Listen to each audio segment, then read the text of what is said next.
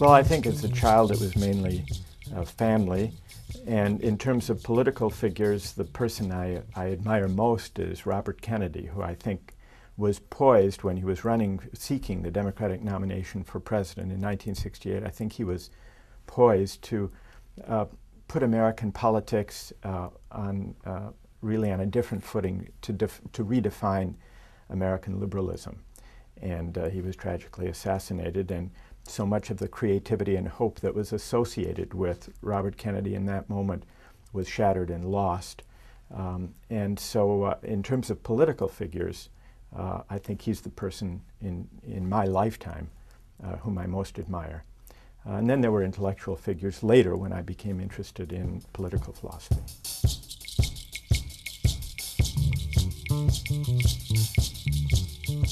Well, I was 15 years old and living in Los Angeles when he was shot, and he was there just having won the California primary. So I heard about it, I think, on the radio when I woke up that morning to go to school, and I still remember that very vividly. At the time, I think at the time I was rooting for Hubert Humphrey. He, after all, hailed from Minnesota, from where I also came, and my parents were traditional Democrats. And it was only in retrospect, really, that I came to regard Robert Kennedy as a kind of hero. I didn't fully appreciate at the time he ran or at the time he was assassinated the way in which his take on American politics and his dissatisfaction with the prevailing terms of political discourse and liberal political discourse actually held out a kind of promise. So I didn't really fully appreciate that at the time, and it was only in retrospect, looking at the way American politics unfolded and reading more about American political history, that I really came to admire him as fully as I do now.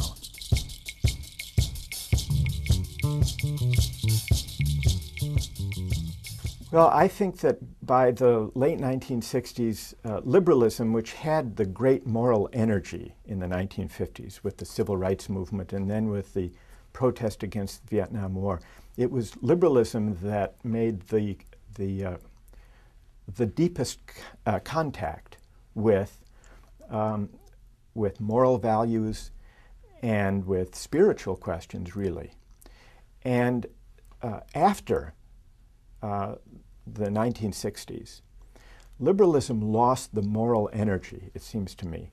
And by 1980, with Ronald Reagan, there was a kind of moral void that was filled by conservatives. And so we saw the rise of Jerry Falwell and the moral majority, and Reagan tapped into this. And he claimed for conservatives a kind of monopoly on the moral and spiritual resources of American public life. And so through the 1980s, beginning in the 70s and through the 80s, liberals became very wary of moral and spiritual questions in politics. They came to think of morality in politics as the province of the religious right, of right-wing conservatives, and they worried, liberals did, that to bring moral arguments and spiritual questions into politics risked coercion and intolerance, and so it should be kept at a distance.